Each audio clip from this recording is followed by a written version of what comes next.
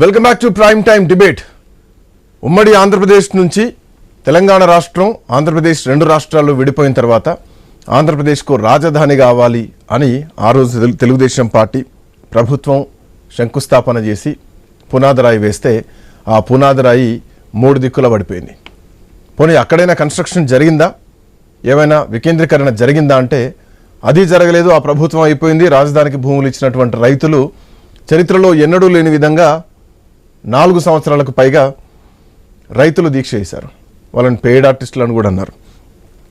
YCP నాయకుల దగ్గరికి వెళ్లే ముందు ఒకసారి మనం అమరావతి జేఏసీ నాయకులు కూడా మనతో పాటు ఉన్నారు. శ్రీదేవి గారు నమస్తే.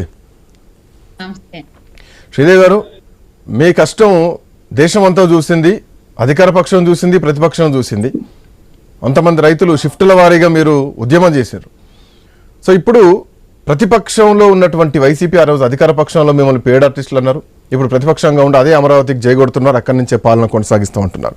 విజయంగా చూస్తున్నారా? అవినీతి వైసీపీ మాటను ఎట్లా చూస్తున్నారు? అందరికి నమస్కారం అండి, ప్యానలిస్టులకి, ప్రేక్షకులకి అందరికి నమస్తే అండి. మేము ఏ రోజైతే ఉద్యమం స్టార్ట్ చేసి ఎప్పుడైతే వైసీపీ ప్రభుత్వం అధికారంలోకి వచ్చిందో 6 నెలలు రాగానే కూడా రూమర్లు అనేది మొదలుపెట్టి 6 నెలలకి మా మీద భస్మాసుర హస్తం పెట్టింది. ఇవాళ 16 నెలలకి ఇవాళ రియలైజ్ అయ్యి మరి అమరావతి రాజధాని ఎక్కడి నుంచే పరిపాలిస్తామని మాజీ సకల శాఖ మంత్రి సజ్జల గారు మాట్లాడే మాటలు ఎట్టంటే దెయ్యాల వేదాలు వల్లిస్తున్నాయా అన్నట్టున్నాయి. ఏం శాఖ అన్నారు మీరు? అన్న శాఖ అర్థం కాలే. శ్మశానము ఇదే ప్రదేశం ఎడారి. మరి గత 5 సంవత్సరాల్లో కూడా మాతో పాటు ఆ శ్మశానంలో వీళ్ళందరూ ఉంటారనమాట. వీళ్ళందరూ ఎవరికి అప్పుడేం అర్థం కాలేదు. ఇప్పుడు ఏదైతే 3 రాజధానులు అన్న వాక్యంతో మాకు 11 సీట్లు వచ్చినాయి. ఆ 11 సీట్లకి మేము సమాధానం చెప్పాలి. మళ్ళీ మరి ఒకటే రాజధాని అంటే గనక మా ఇది చేస్తారని చెప్పేసి ఈ రకంగా మళ్ళీ అమరావతి మీద ప్రేమ అయితే మాత్రం కాదు, మీ ఆ వైసీపీ నాయకులకు మింగుడు పడిన విషయం ఏదన్నా ఉంది అంటే అది అమరావతి అన్న విషయమే అన్నమాట. ఆ విషయాన్ని వాళ్ళు ఇక్కడ పెట్టుబడులు పెట్టడం కూడా వాళ్ళకి ఇష్టం లేదు. ఏదైనా సరే అమరావతి అభివృద్ధి చెందకూడదు. మరి వాళ్ళు చేసే పనులు సరే ఇదే ఇప్పుడు మాట్లాడుతున్నారు. మరి 2000 అయ్యేదానికి 10,000 ఎట్లా చేస్తున్నారు, ఇదంతా ఏంటి, మరి బాగా పెంచేశారుగా అని చెప్పంటే ఇంతకు ముందు రోజుల్లో మీరు రివర్స్ టెండరింగ్ అని చెప్పేసి మాట తప్పను మడం తిప్పనని చెప్పి 3 రాజధానులన్నీ ఎట్టన్నారో, ఇదంతా ఎంత ధ్వంసం చేశారో దాన్ని మరి బాగు చేయటం కోసం గాని, లేకపోతే ఇప్పుడు నీళ్లు వస్తున్నాయి, మరి ఆ పునాదుల్లోకి నీళ్లు వస్తున్నాయి అంటే ఆ నీళ్లు తోడి పక్కనేయటానికి మరి ఈ పెంచింది, ఈ కాస్ట్ అనేది పెంచింది వైసీపీ నాయకులు మాత్రమే. ఇంతకు ముందు మేము మరి పోలవరాన్ని ఎట్ట చేస్తామన్నారో దానికి ఎట్ట పెంచారో అర్థమవుతుంది. మరి ఇప్పుడు లెక్కర విషయానికి వస్తే లెక్కర ఏ రకంగా పెంచాము, మరి ఇదెట్ట, మరి లెక్కర అన్నిటికీ పనిచేసిన ఫోన్ పేలు లెక్కరకు మాత్రం ఎందుకు పనిచేయట్లేదో కూడా వాళ్ళకి అర్థం కాలేదు. ఇప్పుడు అమరావతి రైతులు చేసిన దీక్షకు, సజ్జలు చేసినటువంటి కామెంట్ కు వాళ్ళు దిగొచ్చారు.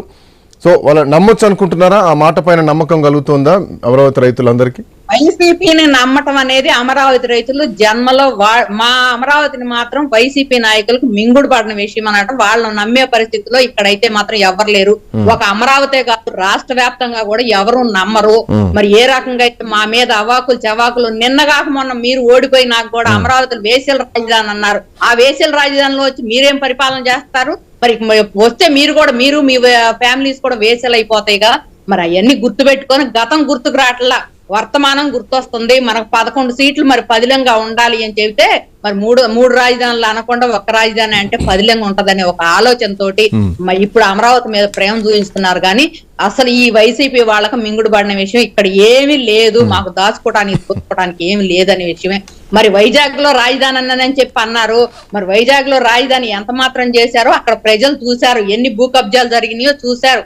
మరి వీళ్ళు చేశారు వాళ్ళ అన్యాయము, మరి అక్రమము. మరి ఎక్కడ రాష్ట్రం మొత్తం అభివృద్ధి చెందకుండా ఒక్కరు అమరావతిలోనే పెడుతున్నారు అని చెప్పి మీరు వాళ్ళు మాట్లాడారు ఆ రోజు వైసీపీ నాయకులు.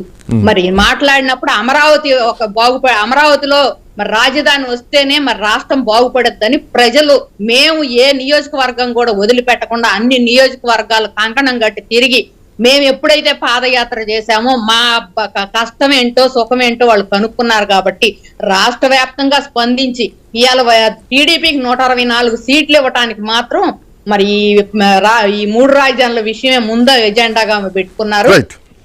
కాకపోతే ఇంకా కూడా నమ్మించడానికి మసిమూసి బారేడుగా చేయడానికి అమరావతి మీద ప్రేమ అనేది చూపించుతున్నాం అంటున్నారు. ఇవాళ ఇంతకు ముందు ఒక్క ఇటుకు పెట్టలేదు అని చెప్పేసి మాట్లాడారు. అప్పుడు మేము ఒక సవాల్ ఇసిరాం, ఇక్కడ ఏవైతే బిల్డింగులు ఉన్నాయో ఆ బిల్డింగులు చూద్దరు కానీ రండి, మీరు వస్తాం మేము వస్తామని చెప్పి ఎన్నిసార్లు మనం వాదన చేసినా కూడా ఎవరు అక్కడికి వచ్చిన పాపాన్ని పోలా, వచ్చినా కూడా ఆ బిల్డింగుల దగ్గరకు అనేది పోట్ల. అట్లాంటిది ఇప్పుడు 90% అయిన బిల్డింగుల్ని ఇప్పుడు పూర్తి చేస్తున్నారు. మరి ఏ విధంగా ఇక్కడ ఏం పెట్టుబడి పెట్టినా గానీ దండగా అంటున్నారు. మరి రైతు అనేది ఎటువంటి రూపాయి తీసుకోకుండా ఎకరం ఇచ్చి 25 సెంట్లు మేము తీసుకొని రైతు భూమి త్యాగం చేస్తే మీరు రియల్టర్లు భూమి ఏమి త్యాగం చేయలేదు ఇట్లాంటి రియల్టర్లంగా మేమైతే ఇప్పుడు ఈ అమరావతిలో ఈ భూమి 10,000 ఎకరాలు ఉంది, ఆ 10,000 ఎకరాలు అమరావతి ప్రజలు త్యాగమేనని చెప్పి నమ్మారు కాబట్టి చుట్టుపక్కల ఎక్కడైనా సరే మళ్ళీ సెకండ్ పూలింగ్ తీసుకోవడానికి పోయినప్పుడు అక్కడ ఉన్న కొంతమంది నాయకులు మరి దుష్ట ప్రచారం చేసి అక్కడేం అభివృద్ధి చెందలేదు, మరి లేకపోతే ఏమి చెందడు, వదిలేస్తాడు, మీ భూములు కబ్జాలు చేస్తాడని చెప్పేసి కొంతమంది అంటే వాళ్ళు కొంతమంది ఎదురు తిరిగిన మాట వాస్తవం. మళ్ళీ వాళ్లే రియలైజ్ అయ్యి ఇప్పుడు ప్రభుత్వానికి మేము ఇయడానికి సిద్ధం అని చెప్పి గ్రామ సభలు పెట్టుకుంటున్నారు. చూసుకొని మీ ఇష్టం వచ్చినట్టు మాట్లాడటం, మీ ఇష్టం చేయటం అమరావతి రైతులు మాత్రం హర్షించరు. అమరావతి రైతులు పెట్టిన